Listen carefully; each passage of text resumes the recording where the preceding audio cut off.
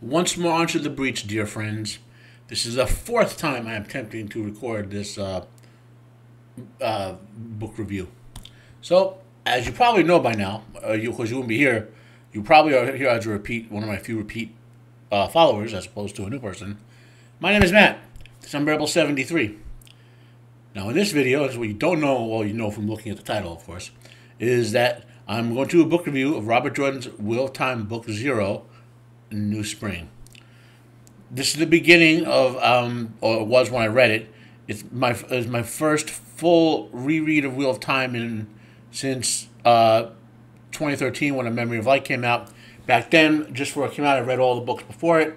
Reacquainted myself and then dove into A Memory of Light. So I don't know that I wanted to end the series with the whole thing fresh in my mind.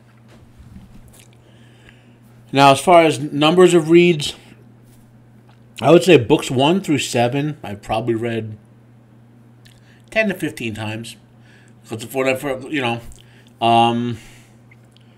the last two or three books, the Sanderson ones, I don't think I've read them more than 3 times each. I think the second one I might have read a 4th time. So that means 8, 9, and I think 10. I probably read 4 or 5 times each. A lot of people complain about, I think, the 8th book in the series or whatever. I don't, because to me, whatever. I'll get into this later. So let's give you some basic info about New Spring. It was originally published as a novella as part of an anthology called Legends, short novels by Masters of Modern Fantasy in 1988 by Tor Books. Had a whole bunch of stuff from other Tor writers. It had the novella version of New Spring. It's a very good collection. If you go back and get it, there's a lot of good stuff in there. In particular, if you're a fan of the Sword of Truth, the best Sword of Truth story is Dead of Bones. It's about Zed and his activities in the war. Not a lot of people have read it necessarily. It was eventually published as a solo novella, but if you get the collection and get the other stuff, as well. Anyway, Jordan took the novella and expanded it into a full novel. It is the shortest of the Wheel of Time novels. To give you an example, yes, this is a smaller format book than this, but you could see thickness-wise. This is Eye of the World, right? Can't see the pile behind me, but that's books. Hardcovers behind my head are books 8 through 11 which is similar size. So this is a full novel, but it's very short compared to this. The rest of the stuff. Now, this is basically a full spoilers review. I will not, only in the sense that it was written. It was written in 1998, if I recall correctly, which was after Book 7 was written, or Book 8. So that's the point that Jordan said I could reveal the details in that book, right? But on the other hand, so talking about the New Spring will spoil you for events in Eye of the World, because Lan and Moraine are in Eye of the World, right? And you don't know anything about them at the beginning of that book, whereas reading this book, you'll have a good chunk of their backstory as to why they're there, So that could arguably be a spoiler, but I don't think it is, because you pretty much know why. Even if you don't know much about Moraine or Lan, you know why they're there within the first couple of chapters, basically. So that's not a big reveal. Anyway, I have more to comment on that later. So let's talk about the structure of the story itself first. Structurally, as I said, it takes place the year that Rand is born, almost literally picking up maybe the afternoon before he was born. And this is a little bit of an aside. Doing this review, it brings to mind the circumstances of the Aiel War, right? And to make a long story short, in response to an ancient good deed, peace and certain rights were established by the Aiel and Carhane. So to commemorate this, the Aiel gave a Chora, or Cora, I don't know how to pronounce it offhand, sapling named Aviendora Delera to the people of Carhane. The Aiel held this tree to be sacred, the sapling tree, so to speak. That was over 400 years, and they had great relations with the people of Carhane until Lemon de Mondred, who was Moraine's uncle, if I remember correctly, decided he wanted to cut down the tree to make a throne out of it. That prompted 4 clans of the Aiel to come out of the Aiel Waste to avenge and kill Lemon. The people of the they didn't tell the people of the wetlands that, apparently. So the people of the wetlands semi-united to oppose them. And even though they vastly outnumbered the Aiel, not all the armies, however, just because they have more numbers, like the Borderlanders are way better troopers than most of the rest, for example. But most of the Borderlands had to stay north to defend the borders, right? The combination of the Aiel's greater preparedness for the war and the fact that they had targeted something very specific, which the Wetlanders didn't know, basically meant that the Aiel dictated the terms of the war. And the war ended in the Battle of the Shining Walls outside Tar Valon when they got the jerk Demodred who cut down the tree. The Aiel then returned home, right? And that's the very point at the beginning of the novel, which I will get to later. But the reason I bring this summary up is in the crappy Rings of Power adaptation, instead of using the actual reason that the Noldor elves returned to Middle-earth, right? But they do mention that reason later in the season. They give that whole story as a side story, right? They had Galadriel, who is not a leader of the Noldor's return, okay, basically rephrased Aiel War as to be the actual Wings of Prime plot, where the Noldor were pursuing those who destroyed the sacred two trees in Valinor. Okay, so I have this theory that all these crappy writers on like Rings of Prime and Wheel of Prime and all that, they're basically like fourth-tier writers who read a bunch of fantasy and sci-fi novels and never developed the skill to become higher tier, so they just keep rehashing plots from other stuff, you know? I constantly see plots from other things in these bad adaptations, right? So let's go on to the New Spring itself, the plot. It's fairly straightforward. This is basically, you could call it when Moraine met Lan, you know, when Harry met Sally, not in a romantic sense, however. But first, it tells the story of Moraine and Swan's transition from accepted to Aes Sedai. That's then the beginning of their quest and stay with the two of the three present when Guittara had our foretelling of Rand's birth. Second, story of how Lan and Moraine met and joined their quest together. Now, the novel opens with Lan leading a force on a hammer and anvil style assault on a group of the Aiel. He finds out that the force of Aiel they had been hunting were so massive that his side was going to be destroyed. The Aiel, however, just leave. They could have killed him and then left, but they just left. The Aiel are very efficient. They don't want to kill people just for the hell of it. What Lan finds out later is that the war is over. The Battle of the Shining Walls was over, and the Aiel are returning home. So he and his companion Bukama decide it's time to go back to the Borderlands and resume fighting in what they call the real war, the war against the Shadow trying to expand the Blight. We then switch over to Moraine's perspective as she and Swan, who are still accepted, are, for various reasons, present in the story, which I'll read. They're present when Guittara has her foretelling that sets Moraine and Swan's personal quest in motion. The Amarillo orders them to secrecy, and then off the plot goes, so to speak. You know. Now our story will switch back and forth between Moraine and Lan's viewpoints until they eventually inevitably meet. If you read the main series, you probably know 75% of what occurs in this novel. This is more of a fill in the details sort of thing, though there was one particular thing involving the current Amarillo seat that I hadn't recalled from the main series. I'm not going to spoil it. In case it is a new detail, but it's one of the key points of the plot of New Spring. That's for sure. Okay, so like I said, I don't want to outright spoil. It was very interesting that they added that it's in there, that it was mentioned in there. There's no long-term time skipping in this novel, which is mostly driven by Moraine's story perspective.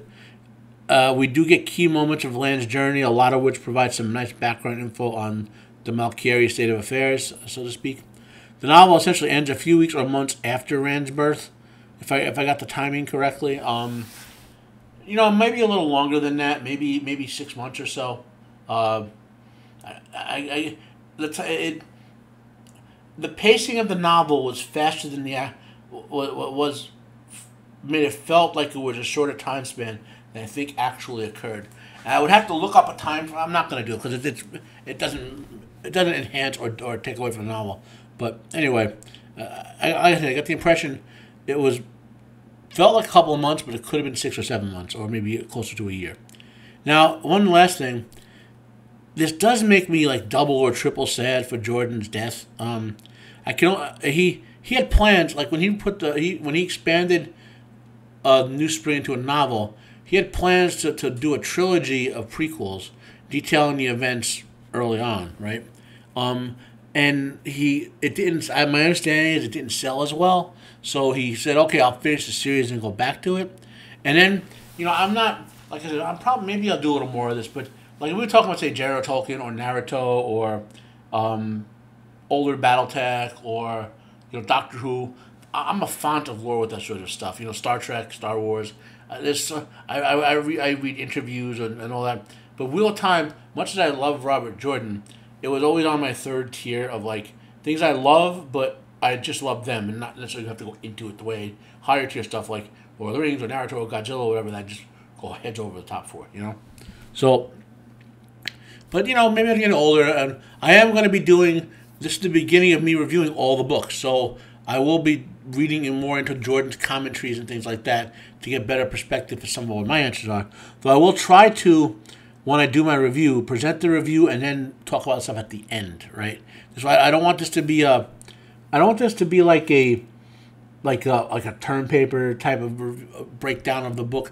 This is just a type of thing where I'm talking what I think of the book, what I felt was to reread, not an original read for me, and maybe to give you, a person who might have never read the book, enough of an insight to want to read it, but not enough to not have to read it.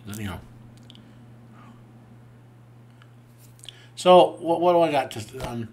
There's only two things about the Wheel of Time series that I truly, truly dislike. I don't mean in the sense that, say, a villain like Darth Vader or the Emperor, who you're supposed to love to hate. Okay. Number one, the thing I hate the most about Wheel of Time is Ketsuin, which this is a spoiler for the series. She's a member of the Green Aja. She's a legendary Aes Sedai. And the moment she appeared in this novel, it was instant. It was like going over an avalanche. It was like being on a river that doesn't seem and there's no rapid rain. All of a sudden you go flying over a cliff, right? As soon as she reappeared, I had to stop reading for a few seconds because I viscerally hate her as a character. Not that she's a villain or whatever, but her character to me comes across entirely as someone who shouldn't be accomplishing her goals because she's so abrasive.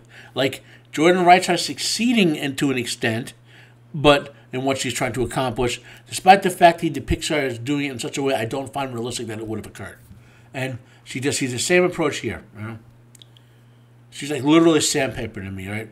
Every sentence she's even in annoys me, So I just kind of and the other thing, if you're curious about what I dislike, is not as much Katsuin, but is the Sean Chan. Okay, so I was glad Katsuin had a very minimal involvement. Honestly, he could have just erased that, and it would have changed the storyline so much. But anyway, so now there's another specific thing about this novel that irked me a little bit and why it lost points on my rating. Okay, I can understand not recognizing Lan himself as the true king of Malkier on sight.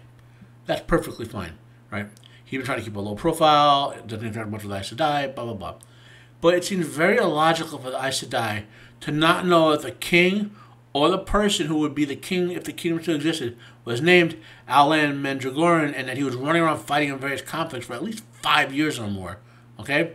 Likewise, Moraine is depicted having the one thing she's depicted as having an in-depth knowledge of before she even becomes an Aes Sedai because she's Moraine de Mordred from Cairhien with the Days Desmar, and so she should know that there's a Malakari heir out there, that Lan is a real person. Okay, that's something that her type of character would know. But she's very disbelieving of it before she meets Lan as a person before she doesn't know he's the Malakari heir, so to speak, Malakari king, and then someone says, well, the Malakari king is in the castle, so to speak, and she doesn't believe it because she thinks that's a rumor that doesn't exist. That seemed a little off to me. There's a good thing here in the main series. I always thought of Lan and Moraine having a brother-sister type of relationship. I really like how the roots of that are planted in this novel. Moraine kind of as a prankster and Lan as a straight man. I can almost imagine both of them with childlike chibi pout faces, during various points.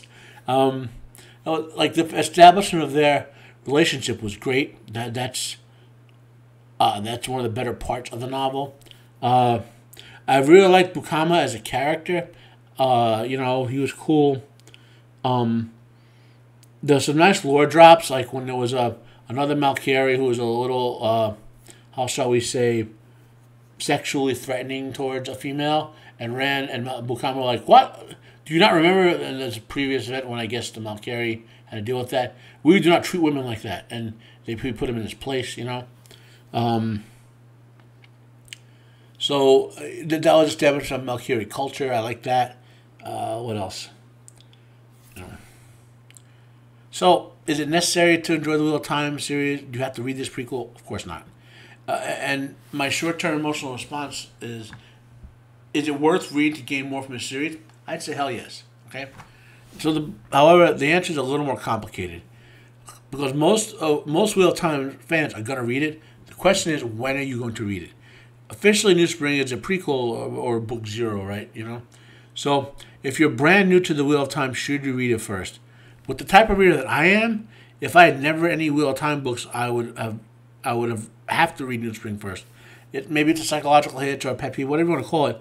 But I need when I know there's an order to things, unless someone tells me that out of order is done for a reason. Like I will tell you, for example, with Michael Moorcock's Eternal Champion books, you have to read them in the order he wrote them, because when he writes sequels like the first 6 or 7 Elric novellas that got compiled into a collection.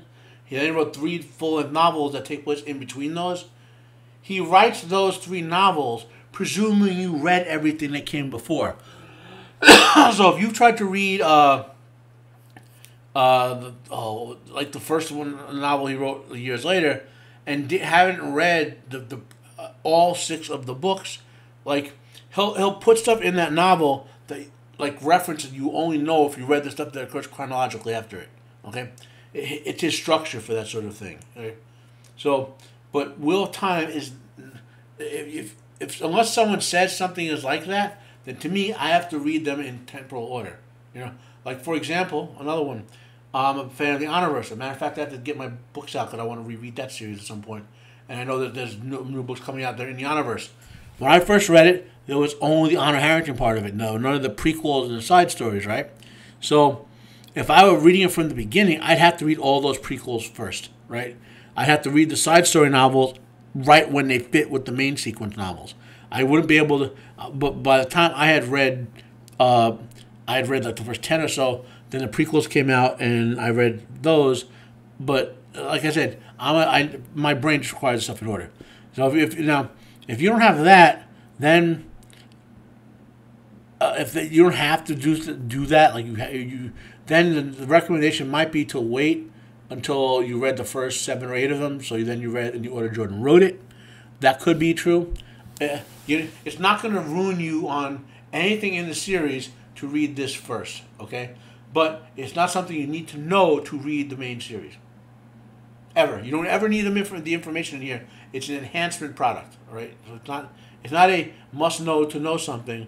You can read the entire main series of books without touching book 0. And it won't spoil you anything in any of those books to read book 0 first. That's what I'm saying. So that's how you can make a decision. The book's an 8 out of 10. It lost the whole point, like I said, because Katsuna was in it. And another point because of that really weird Moraine not knowing that there was a Malkari king running around type of thing. But it's well written, like anything Jordan writes. And for those who don't know, I was a Robert Jordan fan before Wheel of Time existed. I found him through his Conan work, which you also go read. And in my view, in terms of his writing abilities, which are great, even at the beginning, the first couple Wheel of Time books were like as good as the later Conan books in terms of writing quality. I think he fully matured as a writer, at least the point. He could have matured further had he lived longer, right? But he hit his peak maturity and stayed on that top level around the 3rd or 4th book of the Wheel of Time. So, in my opinion, if you're the type of person who could detect this sort of thing, you will find that New Spring is more well written than the first book or 2 of the Wheel of Time.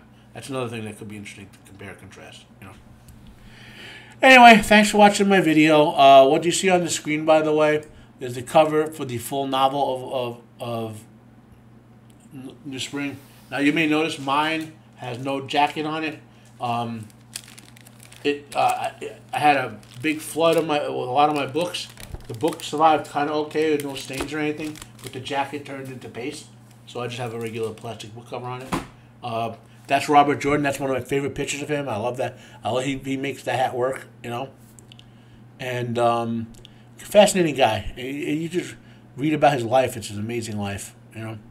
There's a lot of parallels between Jordan and Tolkien, I think, or Tolkien and Jordan, however you want to put it, you know. And anyway, so don't want to belabor this. Thanks for watching my video. Smash the like button if you liked it. Hit dislike if you didn't. Comment down below if you have any questions for me or about this video. Please share the video if you found it worthwhile. I'm Matt. This has been another episode on Rebel 73. Have a nice day, and I am out of here.